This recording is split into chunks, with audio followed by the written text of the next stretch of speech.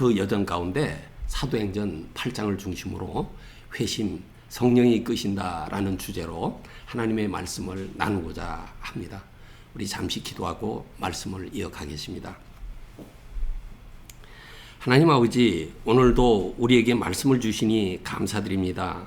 이 시간 우리의 마음을 여시고 주님의 뜻을 깨달아 알게 하소서. 말씀이 우리 심령 깊은 곳에 뿌리내려 삶의 열매로 맺히게 하시고 회심의 역사 앞에 순종으로 응답하는 믿음을 우리에게 허락해 주옵소서. 예수님의 이름으로 기도드립니다. 아멘. 네, 여러분은 예수님을 영접했다거나 회심했다는 표현을 들어보신 적 있으십니까? 혹은 직접 그렇게 고백하신 분도 계실 것입니다. 하지만 그 표현이 과연 우리 삶에서 어떤 의미를 갖고 있는지, 우리가 진정으로 예수님을 믿고 따르고 있는지 이 시간 다시 한번 점검해 보아야 할 시대적인 때인 것 같습니다. 이 시대 가장 영향력 있는 설교자 중 한 분이신 존 맥가더 목사님은 회심에 대해서 이렇게 말합니다. 단지 예수님을 믿는다고 말하는 것은 충분하지 않습니다. 진정한 믿음은 예수님을 삶의 주로 받아들이고 삶 전체가 그분께 복종하는 전인격적인 반응입니다. 이렇게 말씀하고 있어요. 그분의 설교, 예수님을 인격적으로 만난 사람인지 확인하는 법에서 제가 요약했습니다. 그렇습니다, 여러분. 참된 회심은 단순한 감정의 표현이 아니라 삶의 방향이 완전히 바뀌는 전환입니다. 그 완전한 전환이기에 영어로는 컨버전이라고 하지요. 그러므로 그 회심이 진짜인지 아닌지를 가르는 기준도 바로 하나님의 자녀로서 우리가 그 말씀을 따라 살아가고 있는가 하는 것입니다.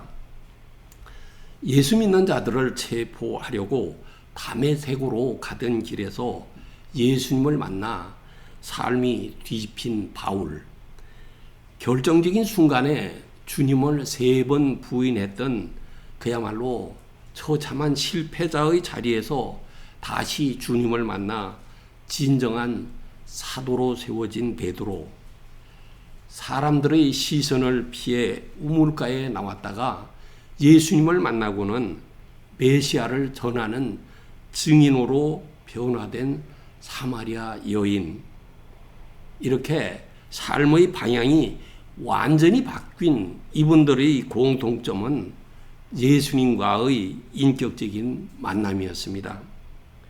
우리 또한 그분을 단지 믿는다고 말하는 것에 머무르지 않고 삶의 주인이 바뀌는 회심의 열매를 맺는 사람들이 되기를 소망합니다.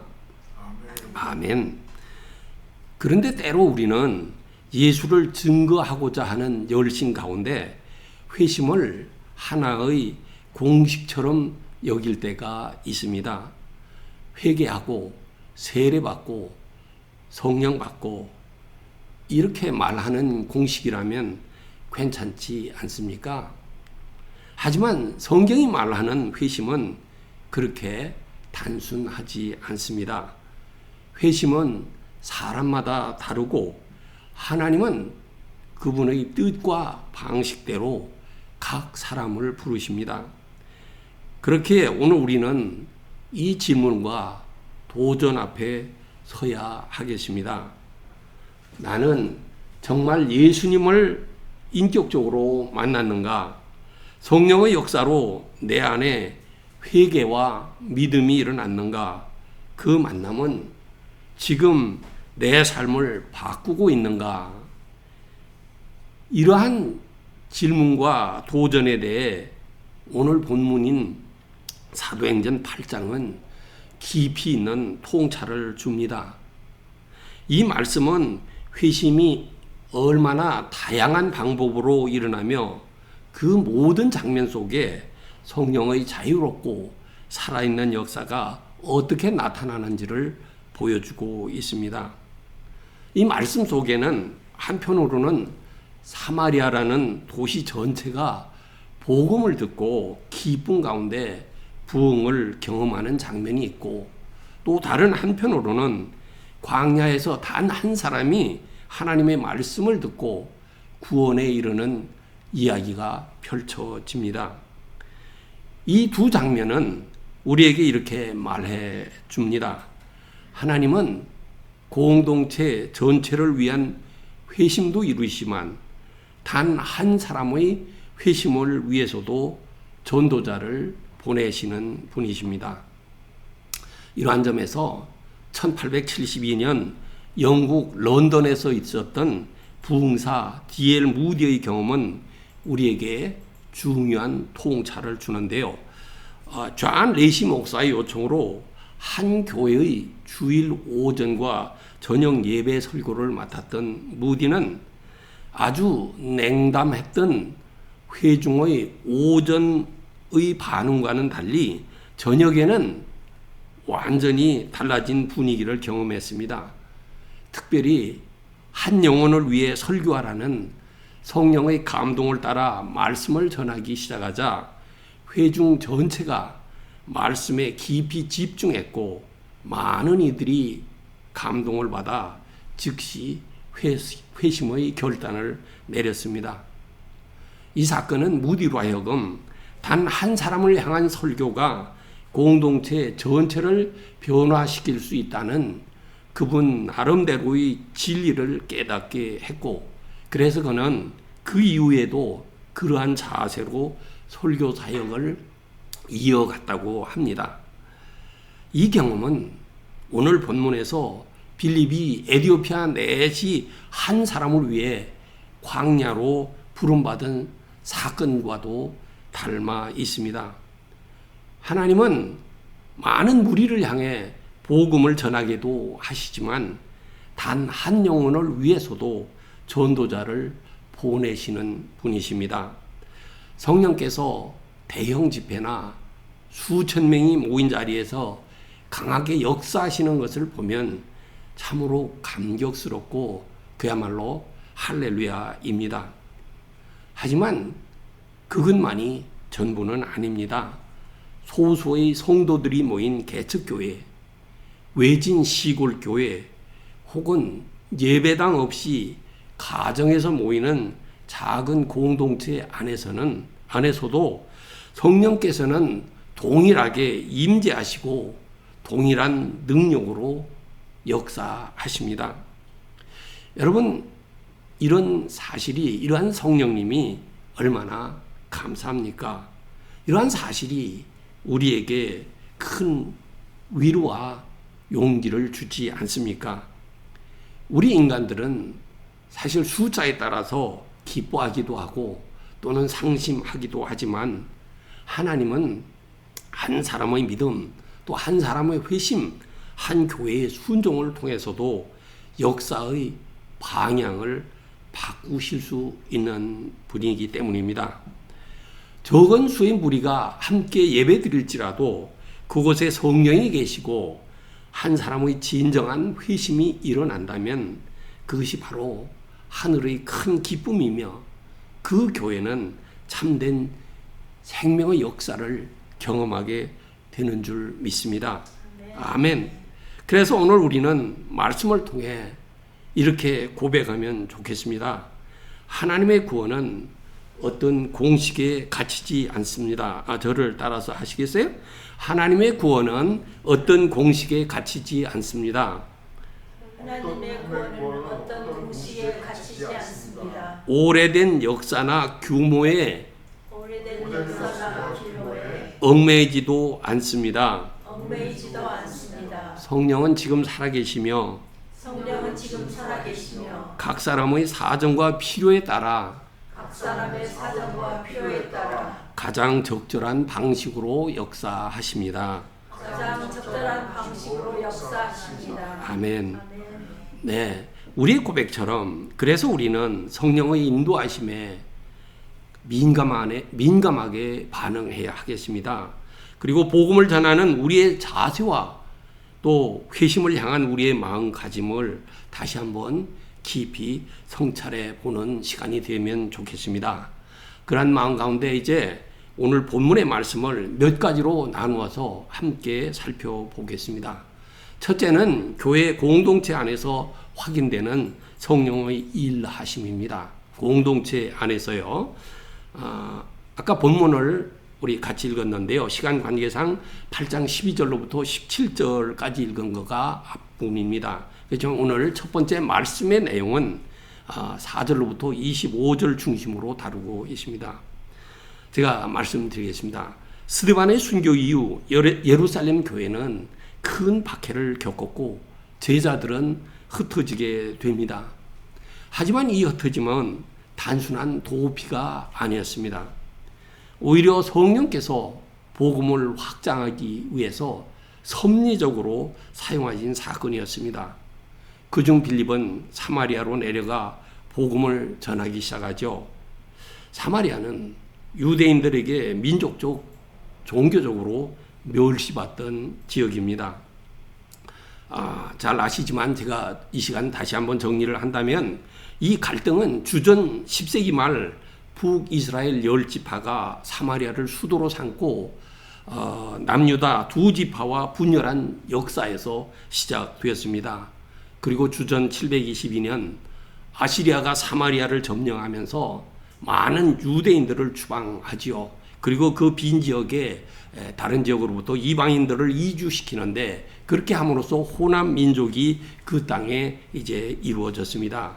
그리고 주전 5세기 느헤미야가 예루살렘 성벽을 재건하러 왔을 때 사마리아 총독인 산발락과 그 무리들이 우리도 같이 참여하게 해주시오 했지만 유다인들은 그들의 도움을 아주 매몰차게 거절했습니다. 그렇게 하면서 그 사건 때문에 양측 간의 적대감을 더욱 심화시키는 계기가 되었죠. 마침내 주전 4세기 사마리아인들은 그리심산에 자체 성전을 세웁니다. 그리고 모세 오경만을 인정합니다. 그리고 나머지 구약 성경은 거부하는데 그 이유가 그 나머지 구약 성경들이 예루살렘을 중심으로 쓰여진 성경이기 때문에 그렇습니다. 이렇게 하는 가운데 신학적 예배적 분열이 완전히 고착되었습니다. 이로 인해서 유대인들은 사마리아인들을 종교적 이단자라고 하고 또 인종적으로도 혼혈된 이교도로 간주하면서 아주 철저히 배척했습니다. 예수님 오셨을 때까지도 계속되었던 이 상황에 대해 요한복음은 간단히 이렇게 요약하고 있습니다. 유대인과 사마리아인은 상종하지 아니하더라. 요한복음 4장 9절입니다. 그렇지만 복음은 이러한 경계를 뛰어넘습니다. 빌립의 복음을 들은 사마리아인들은 귀신이 떠나가고 병이 고침을 받으며 그 성에 큰 기쁨이 있더라는 그러한 복음의 능력이 나타났음을 사도행전 8장 6절에서부터 8절 사이에서 볼 수 있습니다. 그런데 놀랍게도 아직 성령은 그들에게 임하지 않았습니다. 예루살렘 교회는 이 소식을 듣고 베드로와 요한을 파견하지요. 그리고 그들이 안수할 때에야 비로소 성령이 임합니다. 우리 14부터 14절, 17절까지를 함께 읽겠습니다. 시작. 예루살렘에 있는 사도들이 사마리아도 하나님의 말씀을 받았다 함을 듣고 베드로와 요한을 보내매 그들이 내려가서 그들을 위하여 성령 받기를 기도하니 이는 아직 한 사람에게도 성령 내리신 일이 없고 오직 주 예수의 이름으로 세례만 받을 뿐이더라. 이에 두 사도가 그들에게 안수하며 성령을 받는지라. 아멘. 네, 우리가 읽은 이 말씀의 사건은 단순한 능력 전달이 아니라 복음의 확장이 사도적 권위와 공동체의 연합 안에서 이루어졌음을 보여주는 중요한 순간입니다. 하나님은 복음이 새로운 지역으로 나갈 때마다 기존 공동체와의 연결을 통해 교회의 분열을 막고 하나 된 교회를 세워 나가십니다. 오늘날 우리에게도 이것은 아주 중요한 교훈을 줍니다. 초대교회의 성장과 부흥은 하나님의 말씀과 예루살렘 교회의 지도 아래 이루어진 공동체적 연합 위에 세워졌습니다. 복음의 확장은 단지 열정적인 전파만으로 이루어진 것이 아니라 말씀의 권위에 대한 순종과 공동체적 일치, 그리고 사도적 감독을 통해 확인되고 견고해졌습니다. 간혹 하나님의 말씀에서 벗어나거나 사도들이 세운 공동체 질서를 무시한 채 이루어지는 부흥운동은 때로는 사회와 교회를 혼란스럽게 하거나 분파로 흐르게 되는 역사적 경고를 남기기도 했습니다. 제가 미네소타에서 학생 교회를 섬길 때 그러한 경험을 하기도 했는데요. 한국에서 한 교회에서 왔다는 선교사라고 그러더라고요. 학생인데 와서 교회를 이리저리 휘젓고 다니는 그러한 것 때문에 상당히 힘들었던 적이 있었습니다.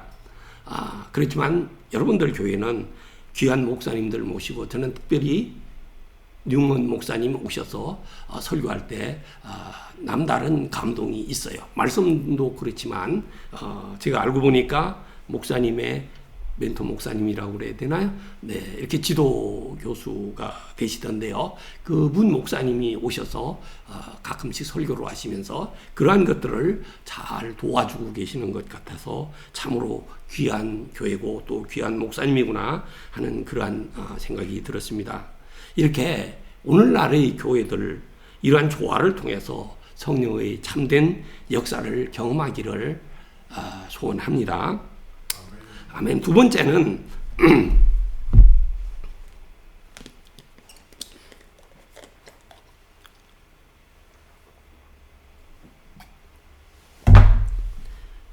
하나님이 부르신 한 영혼을 향한 성령의 초점이 되겠습니다. 첫째는 공동체적 그러한 하나님께서 역사하시는 것인데요. 이번에는 한 영혼을 위한 성령의 초점입니다.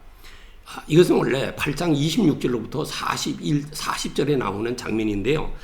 그 중에 32절로부터 35절까지의 말씀을 함께 읽겠습니다. 시작. 읽는 성경 구절은 이것이니 일렀으되 그가 도살자에게로 가는 양과 같이 끌려갔고 털 깎는 자 앞에 있는 어린 양이 조용함 같이 그의 입을 열지 아니하였도다. 그가 굴욕을 당했을 때 공정한 재판도 받지 못하였으니 누가 그의 세대를 말하리요. 그의 생명이 땅에서 빼앗김이로다 하였거늘 빌립에게 말하되 청컨대 내가 묻노니 선지자가 말한 것이 누구를 가리킴이냐, 자기를 가리킴이냐, 타인을 가리킴이냐.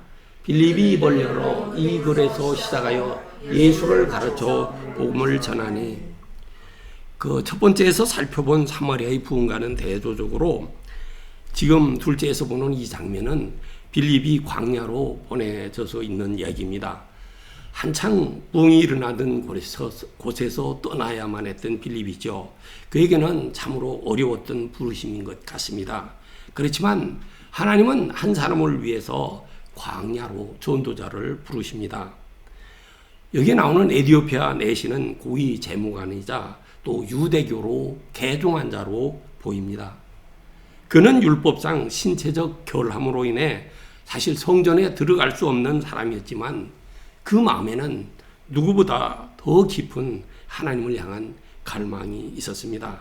그래서 그는 돌아가는 길에도 수레에 앉아서 하나님의 말씀을 읽고 있었는데요. 그렇게 하나님을 향한 갈망이 있는 그에게 하나님께서 임합니다. 하나님께서 그에게 임한 은혜는 그야말로 구약의 율법과 신약의 복음, 그리고 이사야의 예언과 예수 그리스도 안에서의 성취가 맞닿는 그런 은혜의 결정적인 순간이었습니다. 이렇게 해서 회심이 되는데 이 내시의 회심은 단지 한 사람의 구원으로 끝나지 않습니다. 그로 인해서 아프리카 대륙에 복음의 씨앗이 섬긴 선교적 전환점이 되었다고 봅니다. 그래서 그 계보의 정점에 있는 한 사람을 우리가 나누면 좋을 것 같은데요. 그 히포의 아우구스티누스라는 사람입니다. 그는 젊은 시절 방탕과 쾌락에 빠져 살았습니다. 그렇지만 어머니 모니카의 눈물 어린 기도와 하나님의 말씀 앞에서 그도 결국 회심의 은혜를 경험하게 됩니다. 그가 하루는 방황하면서 정원에 앉아 있던 어느 날이었습니다. 그때 밖에 있는 애들이, 놀던 애들이 부르는 노래 속에 들려오는 소리가 있었는데요. 그것은 톨레에게 집어 읽어라는 말씀이었습니다. 그리고 그는 퍼뜩 정신이 들어서 그 옆에 놓여있던 성경책을 펼쳤습니다. 그렇게 펼쳤을 때 그의 눈에 들어온 말씀이 로마서 13장 13절과 14절입니다. 우리 같이 읽죠. 시작. 낮에와 같이 단정히 행하고 방탕하거나 술 취하지 말며 음란하거나 호색하지 말며 다투거나 시기하지 말고 오직 주 예수 그리스도로 믿고 정욕을 위하여 육신의 일을 도모하지 말라. 아멘. 이러한 말씀이 방탕과 쾌락에 빠져있던 그의 죄악된 실상을 그야말로 낱낱이 파헤쳤을 때 그는 말씀 앞에서 마음이 찔려서 결국 완전히 변화된 삶을 살게 됩니다. 이후 그는 기독교 역사상 가장 위대한 신학자 중 한 사람이 되었고요. 그래서 교회와 세상의 사상에 지대한 영향을 끼쳤습니다. 사실 세상에 끼친 사상을 보면 그의 얘기가 아주 유명해서 제가 국민학교 다닐 때 1960년대였는데요. 그때 교과서에 성 어거스틴과 어머니의 이야기로 실려있던 것이 기억나기도 합니다. 이처럼 한 사람의 진정한 회심은 가정과 교회 그리고 한 시대를 바꾸는 놀라운 하나님의 역사로 이어질 수 있습니다. 이제 세 번째는 회심의 다양성과 그 역사를 성령의 역사를 살펴볼 것인데요. 오늘 8장에서 보는 그 회심의 방식을 이해하기 위해서는 8장뿐 아니라 사도행전 전체에 나와 있는 그러한 내용을 몇 가지 살펴볼 필요가 있습니다. 회심이 정형화된 이것만이 회심이다 하는 그러한 방식으로만 일어나지 않는다는 사실을 볼 수 있는데요.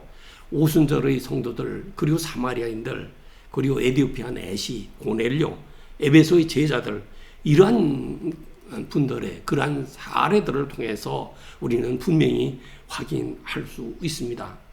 이러한 것들은 사실 회심의 순서를 따르긴 했지만 다릅니다. 그리고 그렇지만은 모두 동일한 성령의 인도하심과 구속의 은혜 안에 있는 것을 볼 수 있습니다. 조금 설명을 드리면 오순절 유대인의 회심은 사도행전 2장에 나타나 있지요. 베드로가 설교를 합니다. 그래서 듣는 사람들이 찔림을 받습니다. 그래서 형제들아 우리가 어찌할꼬 했을 때 베드로는 회개하라. 각각 예수 그리스도 이름으로 세례를 받고 죄사함을 받으라.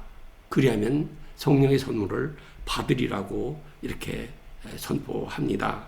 여기서 보여주는 것은 바로 회개하고 세례받고 그리고 성령 강림이라는 사도행전에서 자주 나타나는 전형적인 순서가 강조됩니다.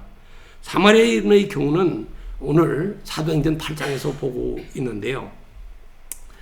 설명드린 대로 그것은 복음의 정통성과 공동체의 일치를 사도적 권위와 교회 연합 안에서 어떻게 조화롭게 수용되는지를 보여주고 있습니다.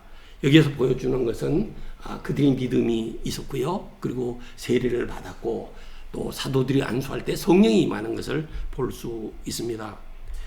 에디오피아 내시의 경우는 개인적으로 임했는데 그의 경우는 그가 말씀의 이해를 했을 때 믿음이 생기고 그리고 세례가 있고 성령의 내적 사역이 임하는 것을 이제 볼 수 있습니다. 고넬료는 앞으로 사도행전 10장에서 보게 되는데 이것은 그 회심의 중요한 전환점으로 보여줍니다. 왜냐하면 그는 원래 이방인이었거든요. 그런데 이방인들이 교회 안으로 들어오는 그 장면을 보여주는 것입니다. 그래서 그에게 임하는 회심은 좀 유대인들에게 임했던 회심과는 좀 다릅니다. 그것은 믿음 그리고 성령 강림이 먼저 옵니다. 그리고 난 다음에 왜냐하면 이제 유대인들에게 그것을 증명하기 위해서 설명보다는 유대인들에게 임했던 성령 강림이 그들에게 먼저 임하게 합니다. 그랬을 때 그들은 세례를 받는 그런 사건이 있습니다. 그리고 에베소의 제자들이 사도행전 19장에서 나중에 보게 되는데요. 그들은 원래는 요한의 세례는 알고 있었습니다. 요한의 세례는 회개의 세례입니다. 그런데 그야말로 이제 복음에 이르는 그러한 것은 잘 알지 못하고 있었는데 그때 바울이 와서 가르쳐주고 또 그들에게 안수했을 때 그들에게도 성령이 임하게 됩니다. 그러한 회심의 방식들이 다양한 방법으로 보여주고 있는 것을 우리는 사도행전을 통해서 볼 수 있습니다. 이렇게 살펴본 모든 회심의 사례들은 형식이나 순서보다 더 본질적으로 중요한 것이 성령의 실제 임재와 또 복음에 대한 진실한 응답이라는 사실을 보여주고 있습니다. 회심은 언제나 하나님의 역사입니다. 믿음을 통한 하나님의 은혜의 역사이지요.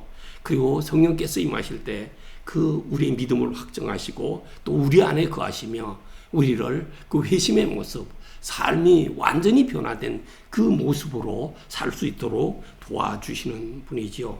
그렇기 때문에 우리는 그 회심의 외형적 방식이나 순서에 집착하는 것을 떠나서 복음의 본질과 또 성령께서 맺게 하시는 실제적인 열매에 주목해야 하겠습니다.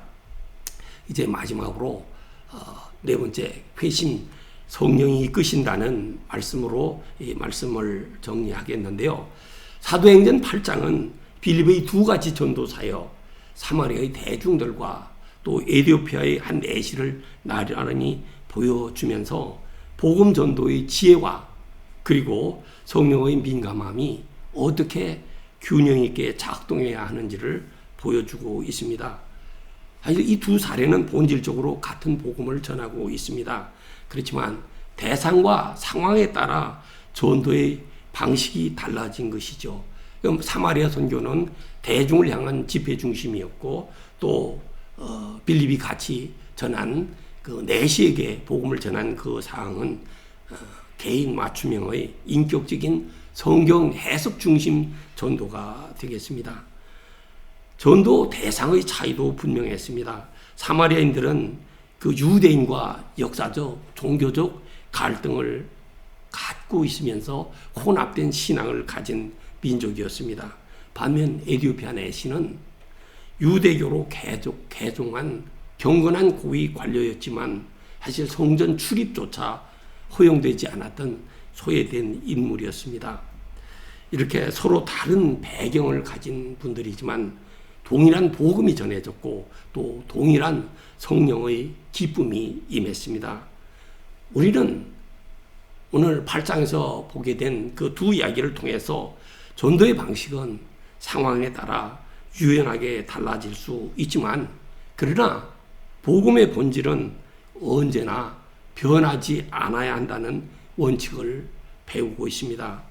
이러한 것이야말로 이제 복음의 본질이 변하지 않아야 된다는 것, 그리고 우리가 방식에 너무나 이렇게 얽매이지 말고 성령께서 이끄시는 대로 행해야 된다는 것을 보고 있습니다. 그것을 사도행전에서 보았는데요. 오늘날의 교회와 성도들도 사실 이 균형을 회복해야 할 것입니다. 대중전도의 열정 필요합니다. 또 개인전도 필요합니다. 그러나 그 두 가지 사이에서 우리가 이것이 옳은가 저것이 옳은가 하면서 흔들릴 필요가 없고요. 우리는 성령의 이끄심을 따라 적절한 방식으로 복음을 증언하는 것이 중요하겠습니다. 이처럼 복음은 시대와 장소 또 상황에 따라 유연하게 전해질 수 있지만 그 안에 담긴 예수 그리스도의 십자가와 부활의 그 복음의 본질은 결코 타협되어서는 안 될 것입니다. 아멘. 사랑하는 성도 여러분, 하나님은 지금도 우리를 부르고 계시는 줄 믿습니다. 어떻게 보면 어떤 때에는 공동체 전체를 위해서, 또 어떤 때에는 단 한 사람을 위해서 우리를 광야로 부르실 때도 있는 것 같을 것입니다. 그렇지만 중요한 것은 성령께서 어디로 또 누구에게로 이끄시는지를 듣고 따르는 믿음입니다. 오늘 말씀에서 보여주신 회심, 성령이 이끄신다, 이러한 사실을 기억할 때 우리는 회심을 억지로 만들거나 결과를 조급히 재촉하지 않고 성령의 인도하심에 순종하며 동행하는 전도자가 될 수 있을 것입니다. 아멘. 네, 오늘 말씀을 통해서 보여주신 하나님의 은혜에 힘입어서 우리 모두가 이 시대의 빌립처럼 복음 전도의 지혜를 갖고 또 성령의 음성에 민감한 사람들이 되기를 소망하십시다. 아멘. 그리하여 우리가 만나는 모든 사람에게 그 상황에 맞는 방식으로 예수 그리스도의 십자가와 부활의 복음을 전하면서 주님께서 우리에게 맡겨주신 영혼들을 회심으로 이끄는 주님의 참된 전도자가 되시기를 우리 주님 예수 그리스도 이름으로 축복합니다. 아멘. 기도하겠습니다. 하나님 아버지, 복음의 회심의 다양성과 성령의 역사 앞에 우리를 서게 하시니 감사합니다. 예수 그리스도의 십자가와 부활의 복음을 지혜롭게 전하며 성령의 인도하심에 민감하게 반응하게 하소서. 오늘도 우리를 보내시는 곳으로 기꺼이 나아가게 하시고 빌립처럼 순종하며 쓰임받는 삶을 살게 하소서. 예수님의 이름으로 기도드립니다. 아멘. 네, 감사합니다.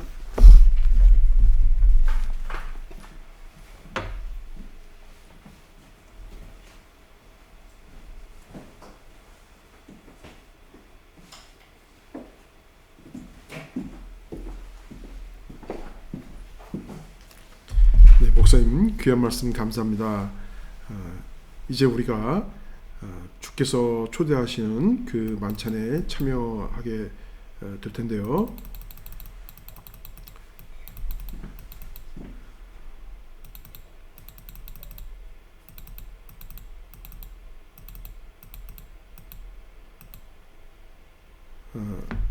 우리가 이렇게 주의 그 만찬에 참여하는 그 목적에 대해서 매 시간마다 우리가 다시 한번 가슴에 새기기를 원하기에 제가 간단한 말씀을 좀 드리고자 합니다.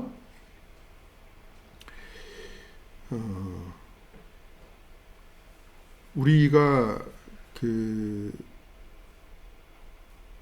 살아가면서 무엇보다도 구원의 올바른 길을 발견하기 위해서는 나 자신이 누구인가를 아는 것이 가장 급선무이고 가장 중요한 문제입니다. 우리 인간의 본질은 하나님의 형상으로 창조되었기 때문입니다.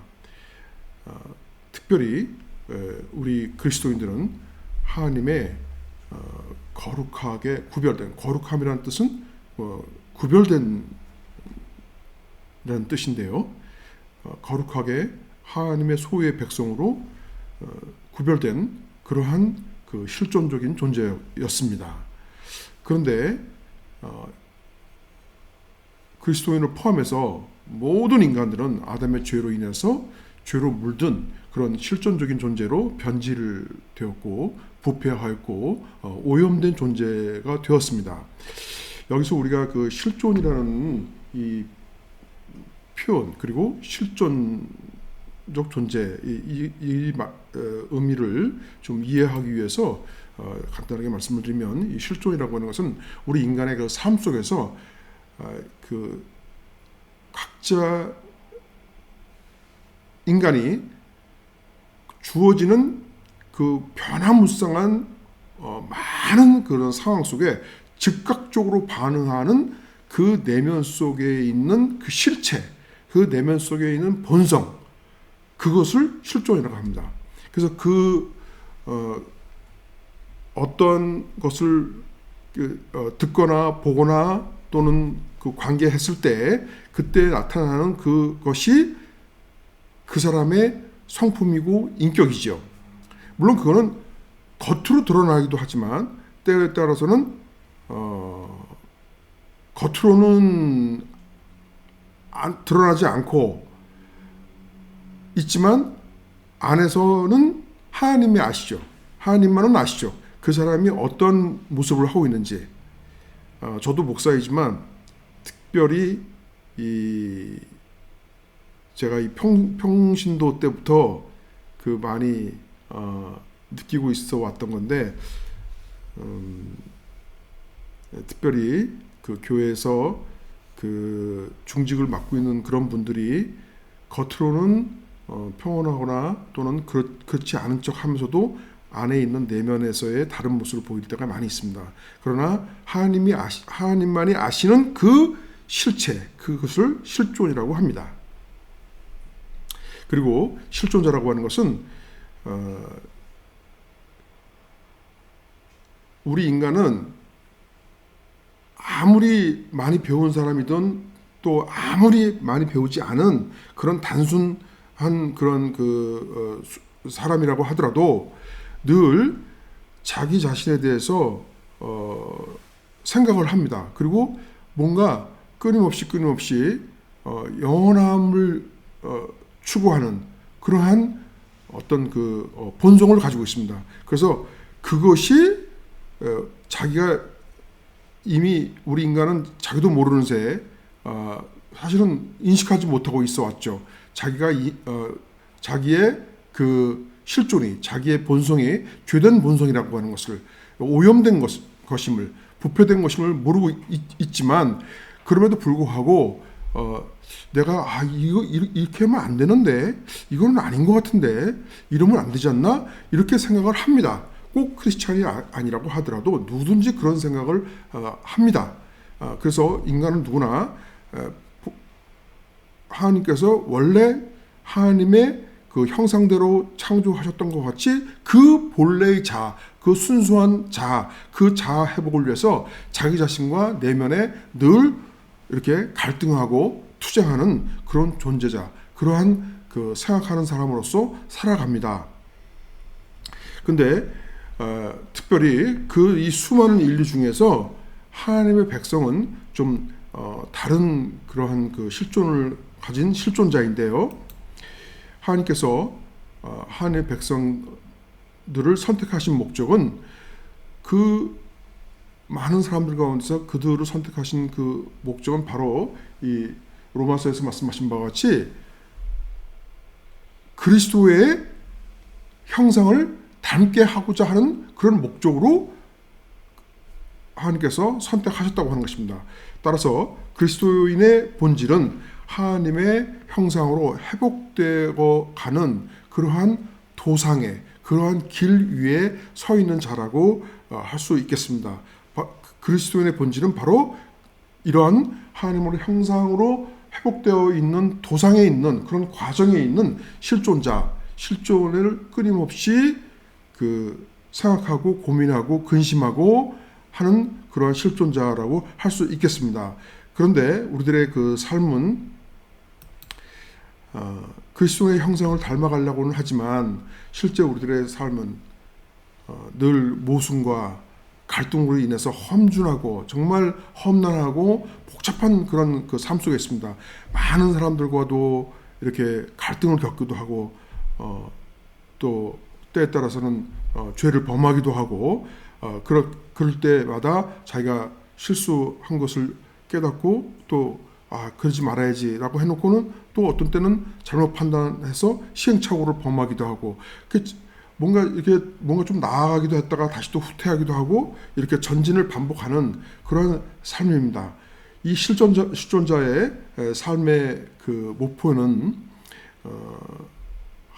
모든 그러한 그 삶에서 자기가 즉각적으로 반응하는 것이라고 말씀드렸는데, 그 내면에서 반응하는 그것의 기준은 무엇이어야 되냐면 바로 하나님을 기준으로, 그리스도를 기준으로, 그리스도의 가르침을 기준으로 내가 현실을 살아갈 때에 나는 이렇게 살고 싶은데, 내 감정은 이런 감정을 원하는데, 내 생각은 이런 의지를 원하는데, 그러나 그리스도의 가르침, 즉 이상적인 자아, 하나님의 자아는 이런 것인데 거기서 갈등을 겪습니다.